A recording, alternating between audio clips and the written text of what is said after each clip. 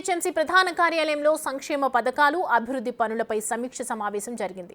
దీనికి మంత్రి పొన్న ప్రభాకర్ అధ్యక్షత వహించారు. ఇందిరమ్మ ఇల్లు, రాజీవ్ యువ వికాసం, గృహజ్యోతి వంటి సంక్షేమ పథకాల అమలుతో పాటు వర్షాకాలం వస్తుండటంతో తీసుకోవాల్సిన ముందస్తు జాగ్రత్తలపైన ఎమ్మెల్యేలు, ఎమ్మెల్సీలు అధికారులతో చర్చించారు. పథకాల అమలులో జాప్యం జరుగుతోందని అధికారులపై ఎమ్మెల్యేలు మండిపడ్డారు.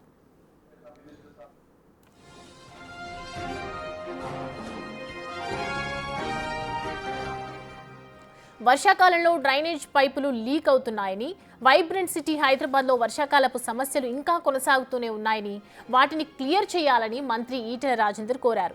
ఇందిరమ్మ ఇళ్ల సంఖ్య పెంచాలని ఎంఐఎం ఎమ్మెల్యేలు కోరారు. సంక్షేమ పథకాలు, పిల్లల స్కూల్ యూనిఫామ్లు, మాన్సూన్ సమస్యలు అన్నిటి మీద ప్రభుత్వంతో మాట్లాడి సమస్యలను పరిష్కరిస్తామని పొన్న ప్రభాకర్ తెలిపారు. తెలంగాణ రాకముందు వరదల గురించి మాట్లాడుకున్నాం, కార్లు పడవల్లాగా ఉంటాయని చెప్పి మాట్లాడుకున్నాం. 11 సంవత్సరాల తర్వాత కూడా మళ్ళీ హైదరాబాద్ నగరంలో ఏ చిన్న వర్షం పడ్డా కూడా కార్లు కొట్టుకపోవడం, మనుషులు మ్యాన్హోల్లలో పడడం, మనుషులు కొట్టుకపోయడం దౌర్భాగ్య పరిస్థితి మాత్రం ఇంతవరకు పోలేదు.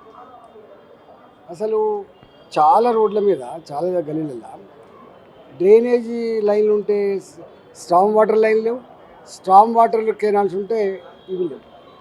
ఒక్కొక్కసారి స్టామ్ వాటర్ లైన్ లేక ఆ వర్షం నీళ్ళన్నీ కూడా డ్రైనేజీ వాటర్ కలవడం వల్ల మొత్తం లోడ్ ఎక్కువైపోయి మొత్తం పైపులు పగిలిపోవడం, ఎస్టీపీలు పనిచేయకపోయే పరిస్థితి వచ్చింది. కాబట్టి మేము ఇప్పటికైనా కోరుతున్నాం, ఇంత టెక్నాలజీ యుగంలో ఇవాళ హైదరాబాద్ లాంటి సిటీ వైబ్రెంట్ సిటీ, చాలా గొప్ప నగరం, విశ్వనగరం అని చెప్తున్నారు, కానీ ఈ డ్రైనేజీ వ్యవస్థ కూడా చక్కగా లేదు.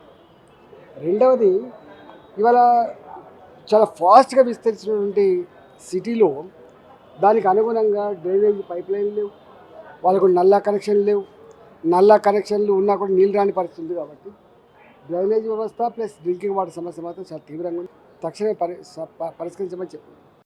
రాష్ట్ర ప్రభుత్వ సహకారంతో కొంత నిధులకు సంబంధించి ఇబ్బంది ఉన్నా వాటిని ఓవర్కమ్ అవుతూ ఇటు మున్సిపాలిటీకి సంబంధించి, జిహెచ్ఎంసీకి సంబంధించి కావచ్చు, అటు మెట్రో వాటర్ వర్క్ సంబంధించి కూడా వివిధ రకాల అంశాలను తీసుకుంటూనే సోషల్ ఇష్యూస్, సన్న బియ్యం అయినా, ఇందిరమ్మ ఇల్లు అయినా, బస్తీ దవాఖాన అయినా, పాఠశాల బస్తీ ప్రభుత్వ పాఠశాలల యొక్క విద్యార్థుల సంఖ్యను పెంచేదైనా, ఇవన్నీ కూడా కార్యక్రమాలను తీసుకుపోయే సందర్భం లోపల ఇది జిల్లాల వారీగా జరుగుతున్న సమీక్ష.